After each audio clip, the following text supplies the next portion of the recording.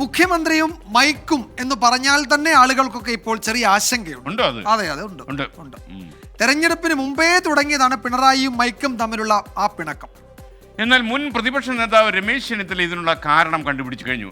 കണ്ടുപിടിച്ചെന്ന് മാത്രമല്ല, അത് വിശദീകരിക്കുകയും ചെയ്തു. എന്താണ് ആ വിശദീകരണം അറിയേണ്ടത്? കണ്ടു നോക്കൂ. മുഖ്യമന്ത്രിക്ക് തന്റെ ഗവൺമെന്റിന്റെ നേട്ടങ്ങൾ പറഞ്ഞുകൊണ്ട് വോട്ട് ചോദിക്കാൻ കഴിയാത്ത അവസ്ഥയാണ്. സർക്കാരിനെ പറ്റി അദ്ദേഹം ഒരു അക്ഷരം മിണ്ടുന്നില്ല.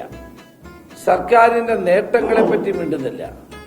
മൈക്ക് പോലും മുഖ്യമന്ത്രിയോട് പ്രതിഷേധിക്കുകയാണ്. ചിലപ്പോൾ അദ്ദേഹം തന്നെ മൈക്ക് ഒടിച്ചിരുന്നു. അത് കണ്ട് ഘടകകക്ഷി നേതാക്കന്മാർ ചെന്ന് മൈക്ക് നന്നാക്കും. ജോസ് കെ മാണിക്കുള്ള ഏക ജോലി ഇപ്പോൾ അതാണ്, മൈക്ക് നന്നാക്കുക എന്നുള്ളതാണ്. ലോക്സഭ തെരഞ്ഞെടുപ്പ് കഴിഞ്ഞെങ്കിലും അദ്ദേഹത്തിന് സൽബുദ്ധി ഉണ്ടാകട്ടെ എന്നാണ് എനിക്ക് പറയാനുള്ളത്. ഇതുപോലെ മൈക്ക് റിപ്പയറിംഗ് ജോലിയൊക്കെ LDFൽ ലഭിക്കുന്ന ഏക പാരിതോഷികമാണ്. അല്ലാണ്ട് അവർക്ക് പ്രത്യേകിച്ചും മെച്ചമൊന്നും കിട്ടാൻ പോകുന്നില്ല. ഏതായാലും മൈക്ക് നന്നാക്കാൻ പോകാത്ത മറ്റൊരാളുണ്ട്, ബിനോയ് വിശ്വം. പക്ഷെ അതിന്റെ പേരിൽ ഇനിയിപ്പോൾ പാർലമെന്റ് തെരഞ്ഞെടുപ്പ് കഴിഞ്ഞാൽ നടക്കാൻ പോകുന്നത് CPIയും കേരള കോൺഗ്രസ് എമ്മും തമ്മിലുള്ള രാജ്യസഭാ തർക്കമാണ്.